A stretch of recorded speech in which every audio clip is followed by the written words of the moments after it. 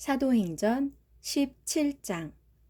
바울과 실라는 암비볼리와 아볼로니아를 거쳐 데살로니가로 갔다. 거기에도 유대인 회당이 있었다. 바울은 늘 하던 대로 회당에 들어가 3번의 안식일에 걸쳐 성경을 근거로 사람들에게 말씀을 전했다. 바울은 그리스도가 고난을 받은 뒤 죽은 자들 가운데서 다시 살아나야 한다는 것에 대해 설명하고 증명했다. 제가 여러분에게 전하고 있는 예수가 바로 그리스도이십니다. 이 같은 말을 듣고 몇몇 유대인들이 설득되어 바울과 실라를 따르게 되었다. 또 많은 경건한 헬라인들과 적지 않은 귀부인들도 믿음을 갖게 되었다. 그러나 대부분의 유대인들은 바울과 실라를 시기하여 거리에 불량배들을 모아 떼를 지어 큰 소동을 일으켰다.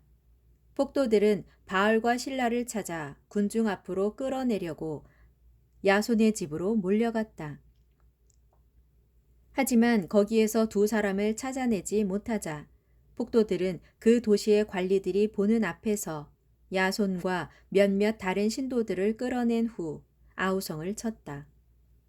세상을 온통 뒤집어 놓는 사람들이 여기에도 나타났는데 야손이 그자들을 자기 집에 맞아들였습니다.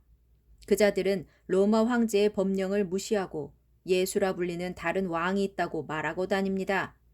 이 말을 듣고 군중과 관리들은 이 일을 어떻게 처리해야 할지 몰라 당황하고 떠들썩했다. 그러나 관리들은 보석금을 받고 야손과 그 밖의 다른 사람들을 풀어주었다. 밤이 되자마자 데살로니가의 신도들은 서둘러 바울과 실라를 베레아로 보냈다. 베레아에 닿자 2사람은 역시 유대인 회당으로 갔다. 베레아 사람들은 데살로니가 사람들보다 마음 씀씀이가 훨씬 고상했다. 그들은 기쁜 마음으로 말씀을 받아들이고 바울이 말한 것이 맞는지를 알아보려고 날마다 성경을 연구했다. 그래서 많은 유대인들이 복음을 받아들여 믿게 되었고 헬라 귀부인들과 남자들 가운데서도 많은 수가 믿어 신자가 되었다. 그런데 데살로니가 지역의 유대인들은 바울이 베레아에서 하나님의 말씀을 가르치고 있다는 말을 듣고는 거기까지 때로 우르르 몰려와서 소란을 피웠다. 그래서 신도들은 즉시 바울을 해변으로 피신시켰다. 그러나 실라와 디모데는 베레아에 그대로 남아 있었다. 바울을 안내하던 사람들은 아테네까지 바울을 안전하게 바래다 준 뒤 실라와 디모데도 속히 뒤따라와 자신과 합류해 달라는 바울의 전가를 지니고 베레아로 돌아갔다.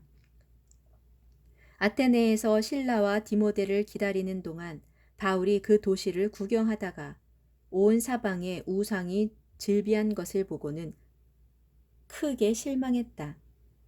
그래서 바울은 회당에 가서 유대인들 및 경건한 헬라인들과 토론을 벌였고 날마다 광장에 나가서 거기에 만나는 사람들과도 토론을 했다. 바울은 또 몇몇 에피쿠로스파의 철학자들과 스토아파의 철학자들과도 토론을 했다. 그러나 바울이 예수와 그의 부활에 대해 말하면 이 수다쟁이가 도대체 무슨 말을 하려는 거지? 하거나 다른 나라의 신을 선전하고 있는 것 같군 하는 반응을 보였다. 그들은 바울을 아레오바고 광장으로 데리고 가서 말했다. 당신이 말하고자 하는 그 새로운 가르침에 대해 우리에게 말해보시오. 그런 가르침은 우리의 귀에 무척 낯선 것들인데 대체 그것이 무슨 뜻인지 알고 싶소. 아테네 사람들이나 그곳에 사는 외국인들은 모두가 늘 새로운 것을 찾아서 그것을 듣고 토론하는 것으로 세월을 보내고 있었다. 바울은 아레오바고 광장에 서서 사람들에게 연설했다. 아테네 시민 여러분, 내가 보기에 여러분은 여러모로 매우 종교심이 강한 사람들입니다. 나는 아테네 시내를 돌아다니면서 여러분들이 예배의 대상으로 삼고 있는 것들을 주의 깊게 살펴보았는데 그 중에는 알지 못하는 신에게라고 새겨진 제단도 보았습니다. 이제 저는 여러분이 알지 못하는 것으로 규정해 놓고 예배하는 그 신에 대해서 여러분께 말씀드리고자 합니다. 그분은 이 세상과 그 안에 있는 만물을 창조하신 분입니다. 그분은 하늘과 땅의 주인이시기 때문에 사람의 손으로 지은 신전에는 살지 않으십니다. 또한 그분에게는 아무것도 부족한 것이 없기 때문에 사람의 손이 도와야 할 것이 없습니다. 오히려 그분 자신이 모든 인간에게 생명과 호흡을 주시고 또 그 밖에 필요한 모든 것들을 허락해 주십니다. 그분은 한 사람으로부터 시작해서 세상 모든 인류를 만들어 땅 위로 퍼져나가 살게 하시고 그들이 살아야 하는 장소와 연대까지도 정해 주셨습니다. 그분께서 이 모든 일을 행하신 목적은 사람들로 하여금 하나님을 더듬어 찾기만 하면 그분을 만날 수 있도록 하기 위한 것이었습니다. 사실 하나님께서는 우리들 누구와도 멀리 떨어져 계시지 않습니다. 우리 모두는 하나님 안에서 숨쉬고 움직이면서 존재하고 있습니다.